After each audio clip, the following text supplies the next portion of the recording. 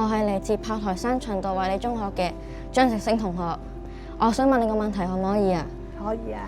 我想問下咧，東江中隊咧係咪救咗唔少人啊？當年咧有一班咧國家好精英嘅文化人士喺香港嘅，咁日本仔打到嚟嗰陣時咧，我哋係要將呢一班人咧救離開香港嘅。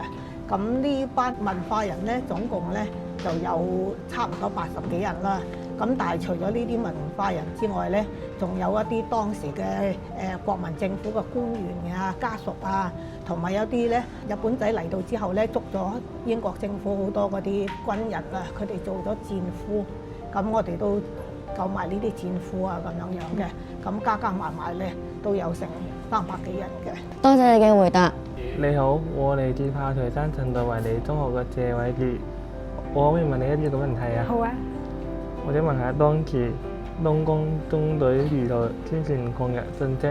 當時咧，其實喺東江中隊活動嘅範圍裏邊咧，我哋就有好多有啲有文化嘅青年人啊，有好多普通嘅群眾。咁當時咧，我哋用咗好多方法嘅。一個咧就用傳單啦。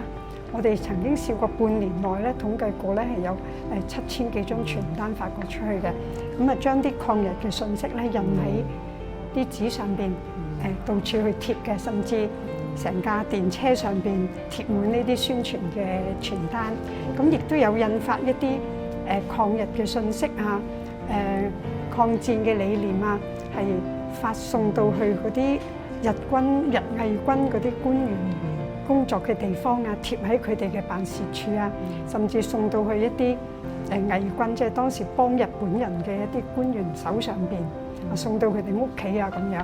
咁啊做咗好大量呢啲工作嘅。喺農村、喺新界啊呢啲地方咧，就靠嗰啲我哋有好多嘅工作人員，係喺村民裏邊咧做好多嘅宣傳嘅，所以喺新界嘅農村裏邊咧，好多人都會支持東江縱隊嘅活動嘅。多謝你個訪問。我係炮台山循道衛理中學嘅蔡志遠同學。我今日想問下你即係你對於東江宗族嘅歷史啦，即係有乜嘢發現同埋研究咧？因為咧，我哋自己咧本身都冇參加過當年嗰啲戰爭，即係我哋個父輩先參加過呢個戰爭。因為而家咧，佢哋大部分都已經離開咗人世，即係喺度啦。咁所以我哋挖掘呢啲歷史嘅時候咧，好多都係一個新發現嚟嘅，即係都係新鮮嘅。咁我哋而家都逐步喺度揾緊嗰啲當年嘅一啲遺跡啊，嗰啲咁樣。最近嘅新發現咧，就係當年喺烏蛟騰村有個叫做石水間村咧，係當年有個電台喺嗰度嘅。咁曾經我哋揾咗好耐都揾唔到呢個位置。咁咧而家因為經過咗好多而家啲先進嗰啲即係衛星嗰啲定點啊。咁我哋咧就終於揾到咗呢個電台嘅嗰個位置啊，嗰啲咁樣。咁如果你話至於有冇爭議啊嗰啲咁樣咧，就係即係一啲位置咧，就係到底當年係唔係呢個地方咧咁樣？譬如我哋當年救啊克爾中尉嗰陣時咧，曾經匿過一啲大山窿啊嗰啲咁樣。咁喺呢個山窿，即係我哋而家喺香港咧石林嗰個地方啊，鷹巢石林嗰個地方，唔知你聽過未啦？嗰度係好多大石頭嘅，咁啊大石頭咧都組成咗一啲山窿啊嗰啲咁樣。咁我哋當時咧就根據克爾中尉寫嗰啲日記咁描述咧，去揾呢啲咁嘅山窿。即係我哋唔敢，即係揾到都唔敢肯定係唔係真係呢個地點。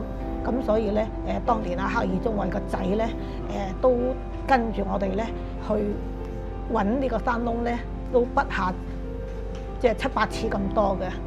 咁所以咧就後來都經過佢嘅確認咧，覺得咧即係起碼有80%係相似嘅，即係同佢個日記嗰度描述係相似嘅咁樣咯。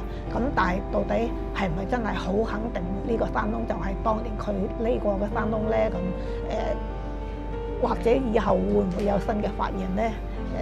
我哋暫時都未知嘅。如果你對呢段歷史有興趣呢，我哋根據克爾寫嘅日記呢，出咗一本書就叫做《克爾日記》嘅，圖書館嗰度有得借呢本書嚟睇嘅。